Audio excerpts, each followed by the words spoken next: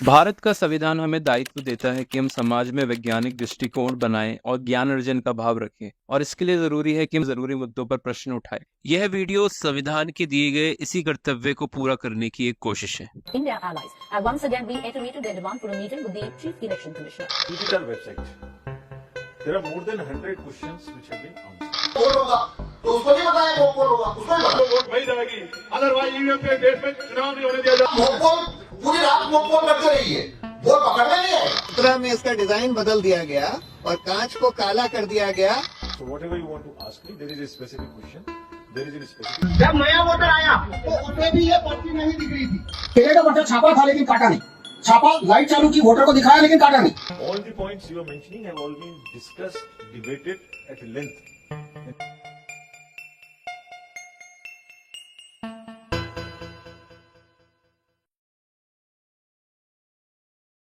EVM बनाने वाली दो कंपनीज हैं, इलेक्ट्रॉनिक्स कॉर्पोरेशन ऑफ इंडिया और भारत इलेक्ट्रॉनिक्स लिमिटेड। दोनों पीएसयू हैं जो कि स्पेस एंड डिफेंस जैसे क्षेत्रों में काम करती हैं। ईवीएम की शुरुआत 1982 में एक बाई इलेक्शन में हुई थी, जो कि हुआ था केरला की नॉर्थ परावूर असेंबली कॉन्स्टिट्यूएंसी में। वाओ, तो ये है इलेक्ट्रॉनिक वोटिंग मशीन। इंट्रोड्यूस करने का रीजन उस समय होने वाली बूथ कैप्चरिंग को रोकना था, और ये भी रोकना था कि जो इनवैलिड वोट्स होते थे और कई बार मतबेटी चोरी होने की समस्या होती थी। पर जैसे जैसे इलेक्शंस आगे बढ़ते रहे, अपोजिशन पार्टीज और सिविल सोसाइटी में भी काफ़ी लोगों के मन में ये सवाल बढ़ता रहा, क्या इलेक्शन हमारे ईवीएम्स के ज़रिए सही में फ्री एंड फेयर हो सकते हैं।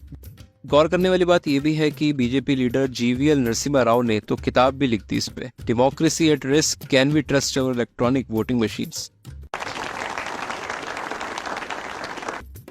इन्हीं डिस्कशंस के बीच एक दिन हरिप्रसाद जी का एक वीडियो आता है। These attacks would be very difficult to detect, but they are actually quite simple. Probably 1 million people in India have the necessary skills. इस वीडियो में वो इलेक्शन कमीशन के ही ईवीएम का इस्तेमाल करके बताते हैं दो तरीकों से कैसे ईवीएम की हैकिंग पॉसिबल है। एक तरीके में जो कंट्रोल यूनिट है उसका डिस्प्ले बदल देते हैं और उसमें एक ब्लूटूथ रेडियो ऐड करते हैं। इस ब्लूटूथ रेडियो के जरिए वो बताते हैं कैसे वो इलेक्शन के टाइम पे वोट्स की बदली कर सकते हैं। दूसरा तरीका वो दिखाते हैं कैसे कंट्रोल यूनिट की मेमोरी को मैनिपुलेट किया जा सकता है और उसके जरिए जो भी डिजायरेबल कैंडिडेट है उसे जिताया जा सकता है। ये वीडियो आने के बाद हरिप्रसाद जी को ईसीआई अरेस्ट करता है ईवीएम चोरी करने के एलिगेशन में, और इन हैकिंग क्लेम्स को भी बकवास करार देता है, क्योंकि जिन कंडीशंस में ईसीआई के हिसाब से ईवीएम रखे जाते हैं वहाँ इस तरह की टेम्परिंग पॉसिबल ही नहीं है जिसमें डिस्प्ले यूनिट्स वगैरह बदली जाए। 2011 में फिर एक पीआईएल फाइल होती है सुप्रीम कोर्ट में, जिसके बाद chief justice SH Kapadia ECI को रिक्वेस्ट करते हैं कि वो वीवीपैट का एक सिस्टम बनाए जिसमें वोटर्स वोट देने के बाद ईवीएम में अपने वोट को एक पेपर स्लिप की फॉर्म में देख सके, जिससे वोटर को 100% इंश्योर हो जाए कि उसका वोट सही जगह जा रहा है। इलेक्शन कमीशन 2012 से 2013 के बीच वीवीपैट्स को डेवलप करता है। 2014 के लोकसभा इलेक्शन में पायलट बेसिस पे ये स्टार्ट भी होता है और धीरे धीरे ये हर असेंबली और लोकसभा इलेक्शन में इस्तेमाल होने लग जाता है। 2019 में सुप्रीम कोर्ट इलेक्शन कमीशन को फिर ये निर्देश देता है कि 2% पोलिंग बूथ्स में ईवीएम और वीवीपैट के बीच में मिलान किया जाए। धीरे धीरे ये मिलान होने भी लग जाता है और अब हमारे जितने भी इलेक्शंस होते हैं वहाँ पे 2% पोलिंग बूथ्स के अंदर वीवीपैट की जो स्लिप्स और ईवीएम के डिजिटल वोट्स के बीच में मिलान होता है।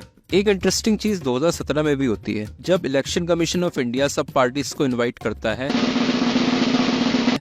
हैक करने के लिए ईवीएम को। ये हैकाथॉन ऑर्गेनाइज होता है, बट इसमें से 2 ही पार्टीज आती हैं।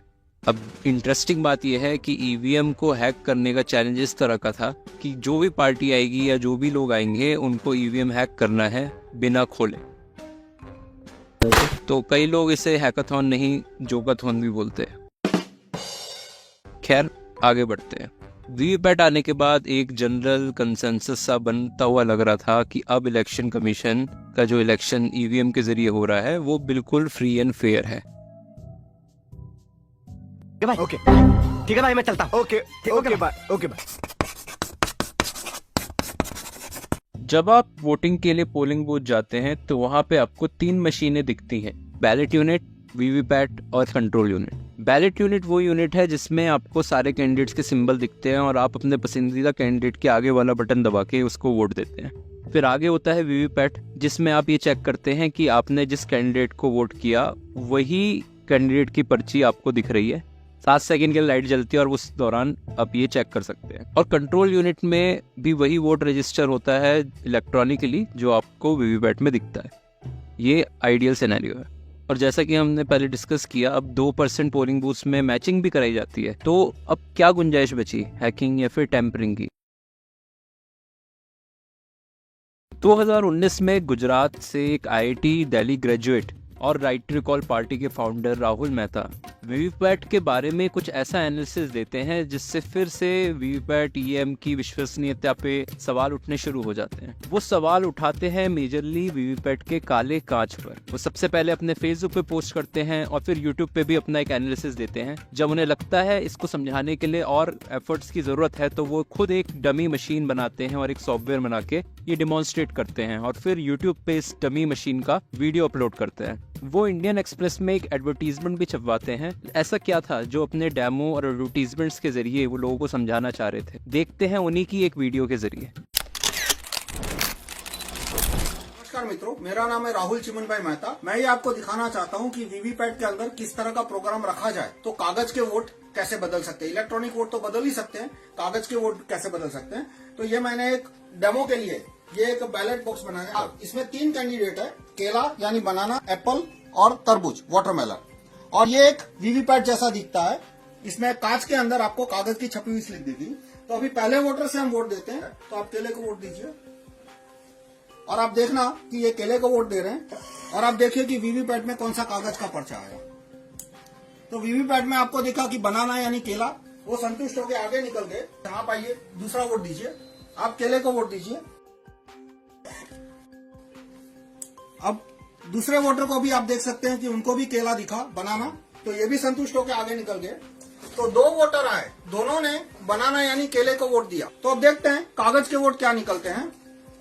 तो कागज के वोट निकले 1 केला और 1 एप्पल।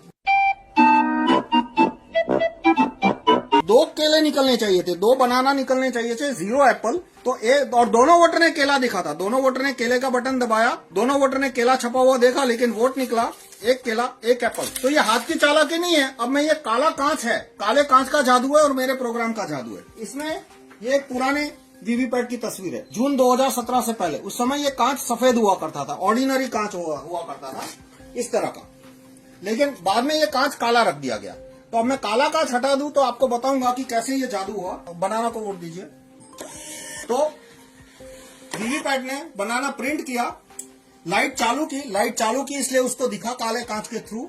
और बाद में प्रोग्राम ने जादू क्या किया कि काटे बिना लाइट ऑफ कर दी। तो यदि इस तरह का कांच होता तो दूसरा वोटर है वो कंप्लेन करता, लेकिन जून 2017 में कांच बदल के काला कर दिया, वो भी front side mirror, only back side transparent. तो दूसरे वोटर आइए आप। दूसरे वोटर वो खड़े हैं ईवीएम के सामने, लेकिन उनको दिखेगा नहीं कि पीछे पर्ची छपी हुई है।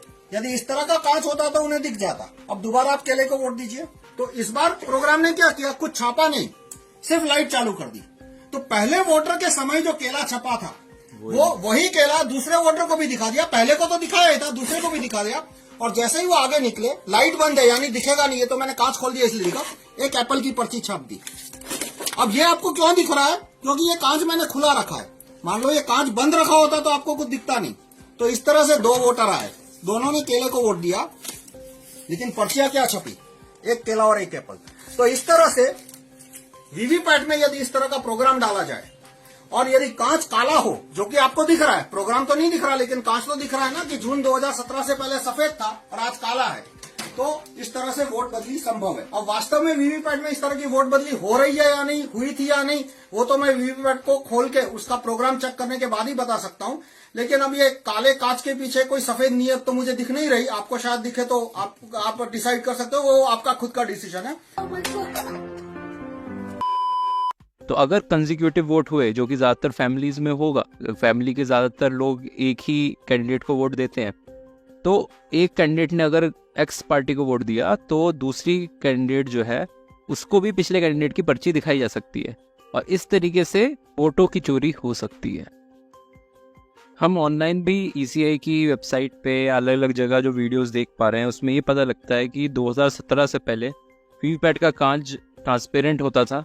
ग्रेजुअली ये कांच डिफरेंट पोलिंग बूथ्स में चेंज होता रहा और ट्रांसपेरेंट की जगह काला कांच लगाया गया। अब देखिए, लेफ्ट साइड कांच ट्रांसपेरेंट है, इसलिए आप अंधेरे में भी देख पा रहे हैं पर्ची को, और वहीं राइट साइड में कांच काला है और पर्ची दिखाई नहीं दे रही। कांच जो है वो बाहर से मिरर है, तो इसका मतलब ये है कि अगर आप बाहर से फ्लैशलाइट भी मारेंगे तो आपको अंदर क्या है वो नहीं दिखेगा। अगर हम इलेक्शन कमीशन की वेबसाइट जाए तो वहाँ पे क्वेश्चन नंबर 83 में ये बताया है कि वीवीपैट डिस्प्ले जो है उसका कांच काला क्यों है। तो उनका कहना है ये उनका एक बैलेंस बनाने का तरीका था, वोट की वेरिफिकेशन भी हो जाए और साथ साथ में वोट की सिक्रेसी भी मेंटेन हो। तो उनके हिसाब से इस टिंट से ऐसा होगा कि कोई दूसरा बंदा वोटर के अलावा स्लिप को आसानी से नहीं देख पाएगा। और उन्होंने बोला कि इनिशियली उन्होंने ट्रायल ट्रांसपेरेंट ग्लास से किया था, बट टेक्निकल कमेटी ने ये सजेस्ट किया कि इसी रंग का कांच होना चाहिए, और पार्टीज को भी डेमोन्स्ट्रेट 10 मई 2013 में इसी कांच के साथ किया गया था।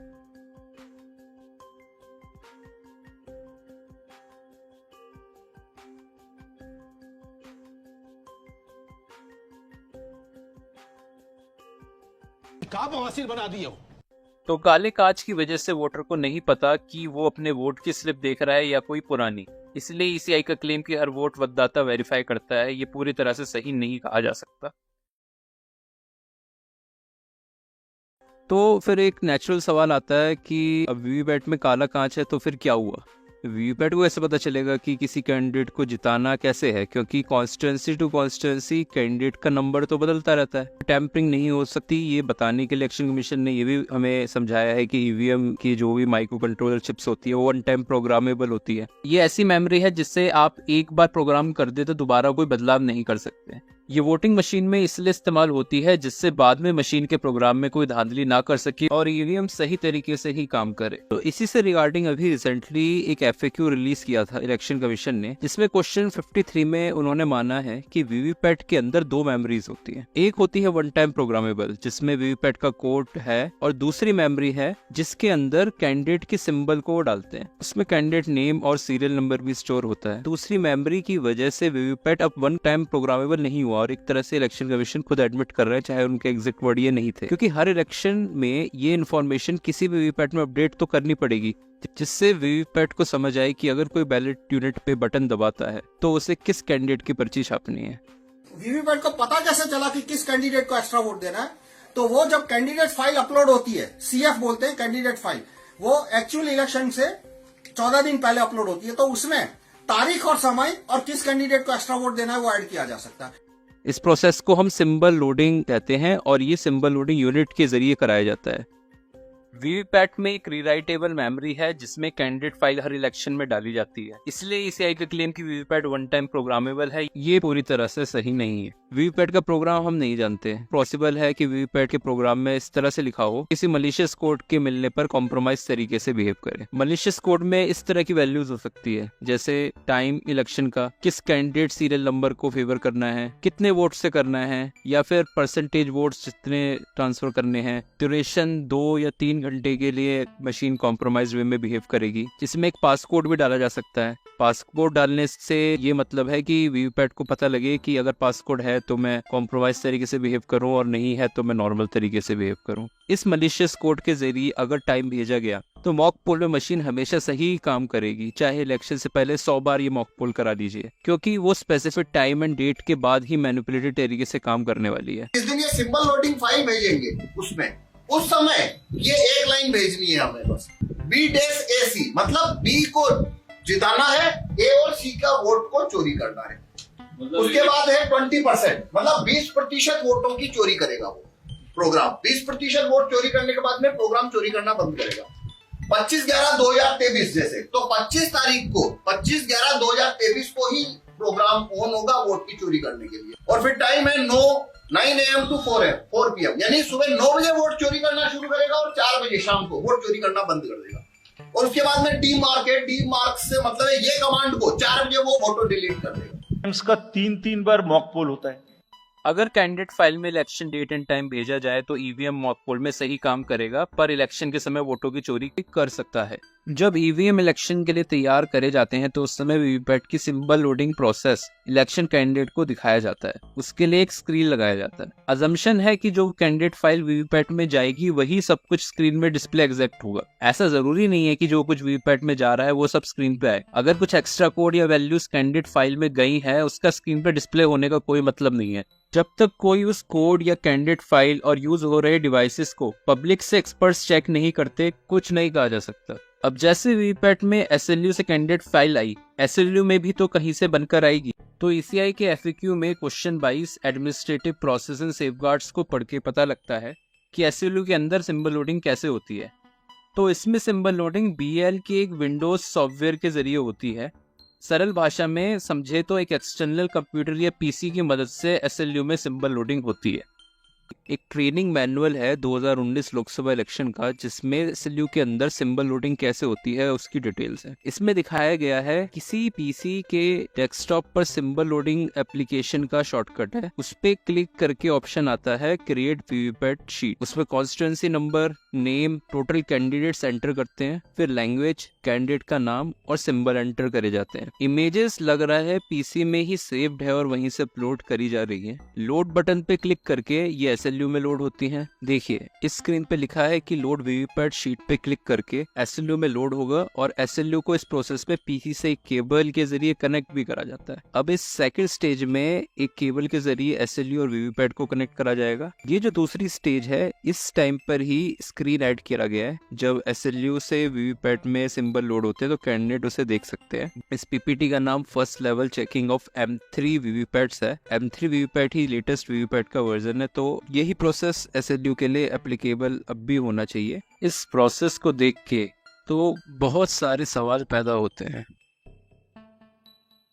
क्या पीसी जो बीएल इंजीनियर डीओ के ऑफिस में मांगते हैं और सिंबल लोडिंग के लिए इस्तेमाल करते हैं वो इंटरनेट से कनेक्टेड होता है? और हाँ, तो क्या ये क्लियर होता है वहां पर मौजूद सारे कैंडिडेट्स को? उनको समझाया जाता है कि इंटरनेट किस लिए इस्तेमाल हो रहा है? जो सॉफ्टवेयर है सिंबल लोडिंग एप्लीकेशन डीओ के पीसी में जो इंस्टॉल किया जाता है, क्या वो इंटरनेट के इस्तेमाल से ईसीआई के सर्वर से कनेक्ट कर डाउनलोड करते हैं, या फिर कोई एक्सटर्नल डिवाइस जैसे पेन ड्राइव में बीएल के इंजीनियर लाते हैं और उसे पीसी में इंस्टॉल करते हैं? कोई एफएक्यू या डॉक्यूमेंट मुझे तो इस बारे में नहीं मिला है। कैंडिडेट्स को कैसे विश्वास हो कि symbol loading application candidate files के अलावा कोई और इन्फॉर्मेशन या कोड ट्रांसफर नहीं कर रहा है एसएलयू में? क्योंकि फिर एसएलयू वीवीपैट के कॉन्टेक्ट में आएगा और सिंबल लोडिंग एप्लीकेशन का कोड तो ईसीआई किसी पब्लिक एक्सपर्ट से ऑडिट नहीं करवाता उस समय। अगर ये सिंबल लोडिंग यूनिट एक कंप्यूटर से कनेक्ट होती है तो इनके सिस्टम के बाहर के आदमी को कैसे पता कि एसएलयू ऑलरेडी किसी और कंप्यूटर या डिवाइस से पहले कनेक्ट हुआ था या नहीं? हो सकता है एसएलयू पहले से ही कुछ कोड अपने साथ लाया हो जो वीवीपैट को ट्रांसफर कर सकता है कैंडिडेट फाइल के साथ।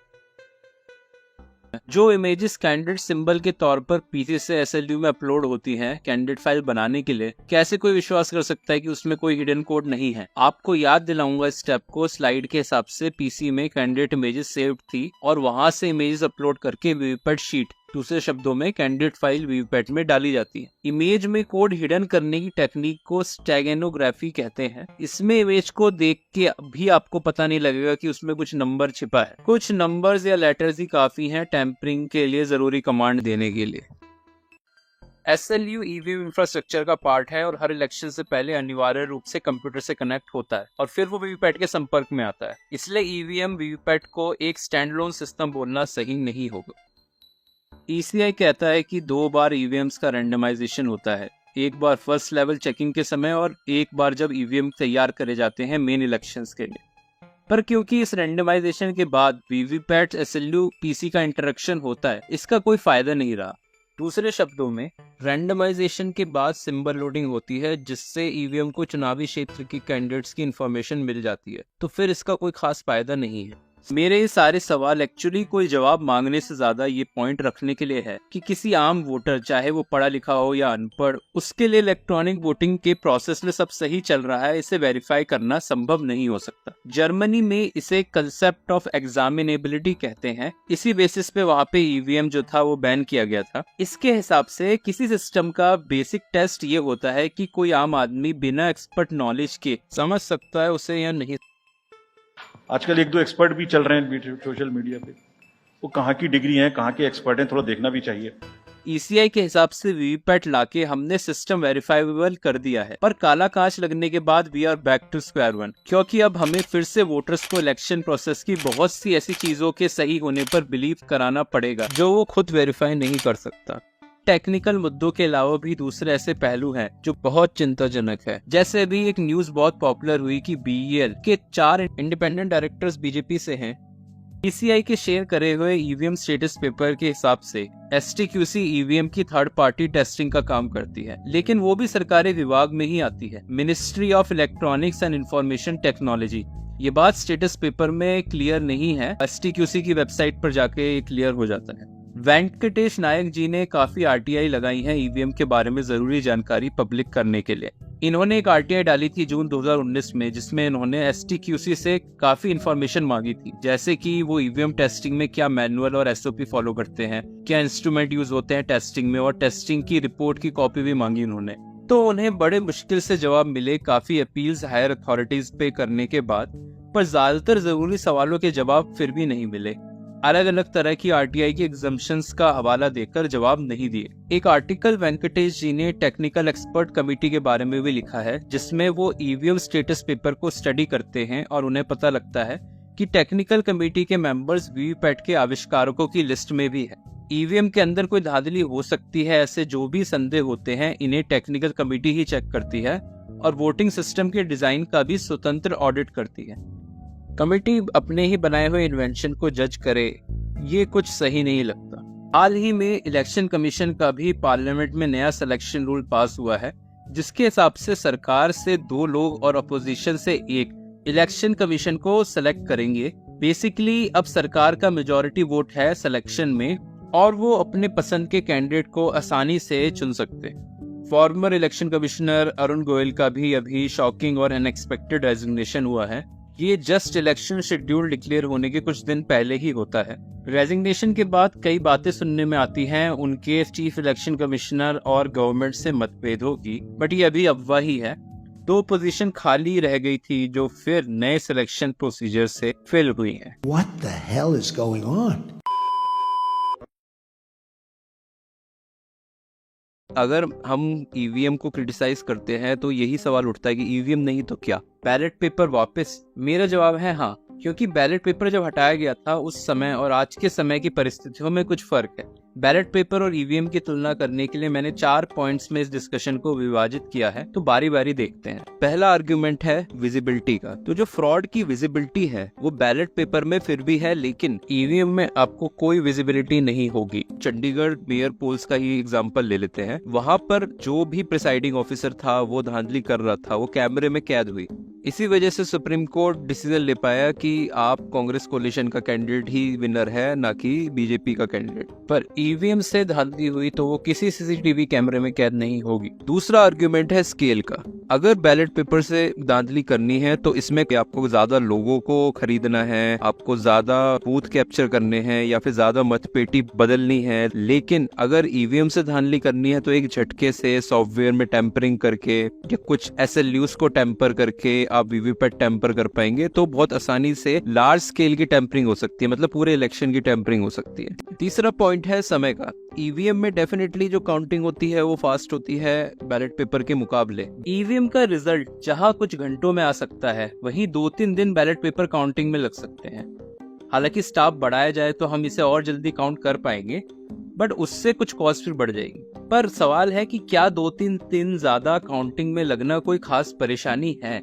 अगर हम गौर करें इस साल की लोकसभा इलेक्शन शेड्यूल को, तो हम 44 दिन में इलेक्शन कंप्लीट करा रहे हैं।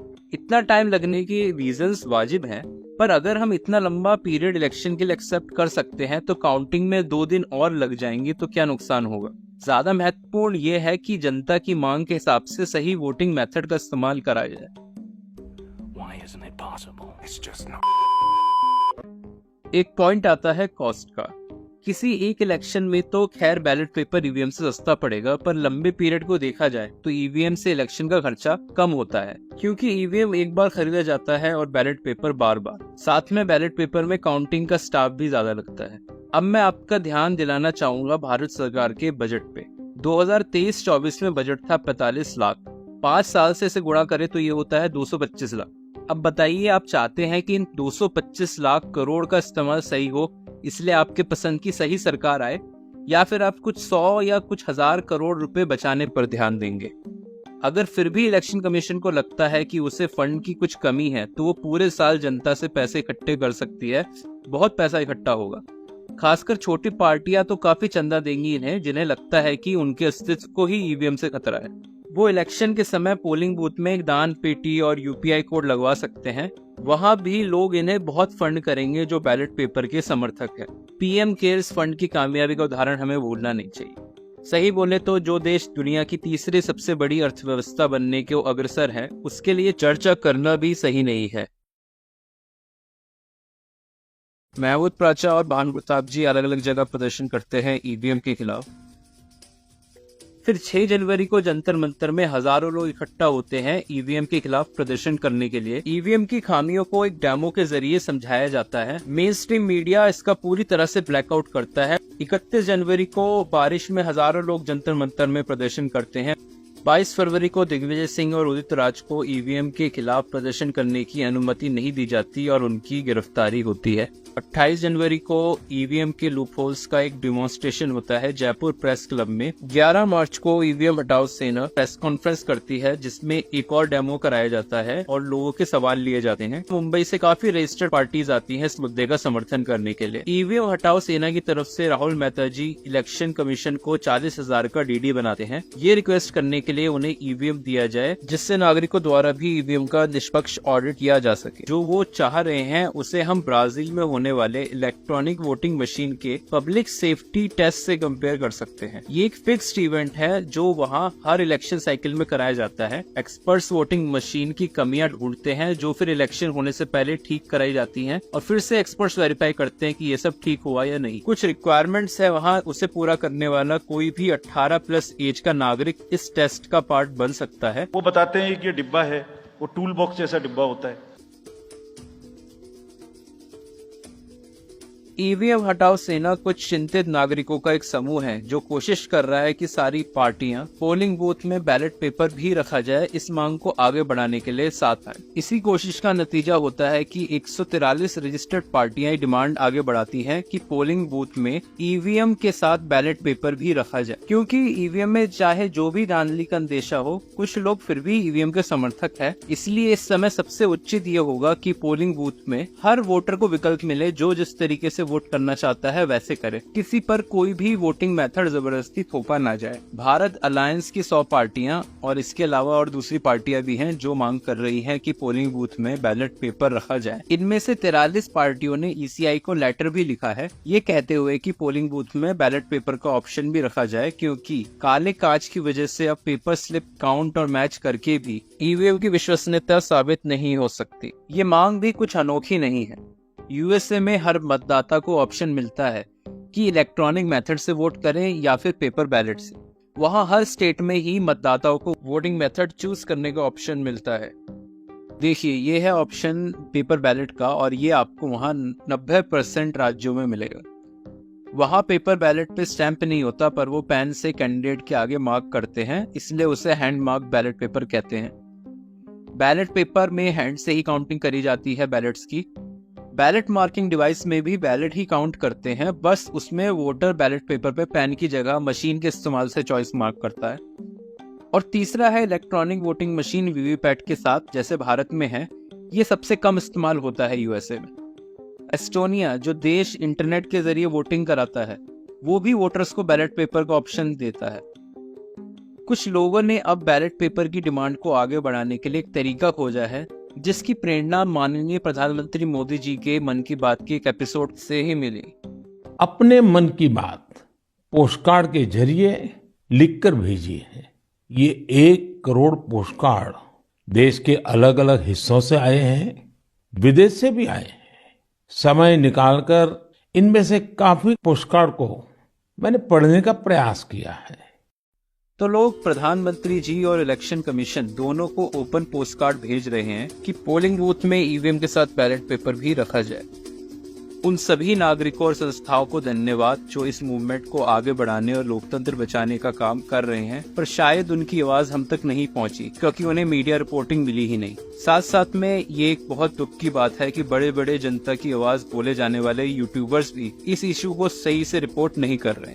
ये तो अब क्लियर है कि पेपर स्लिप काउंट करके कुछ नहीं फायदा होगा, पर एक दूसरी मांग इंडिया अलायंस कर रहा है। दिग्विजय सिंह का ये ट्वीट देखिए जिसमें वो कह रहे हैं कि वोटर को उसके हाथ में पर्ची दी जाए जिसे फिर वो एक बॉक्स में खुद डाल सके। क्या ये इस समस्या का सही हल है? इस बारे में राहुल मेहता जी ने अपना मत दिया है। वो पर्ची उसके हाथ में आएगी, इस पे सिंबल छपा होगा, वोटर इसको फोल्ड करेगा और फिर वोटर इसको फोल्ड करके बाहर आएगा और बाहर आके वो डिब्बे में डालेगा। तो मजेदार बात क्या है कि इस पर्ची में 4 पर्चियां हैं, आप देख सकते हो।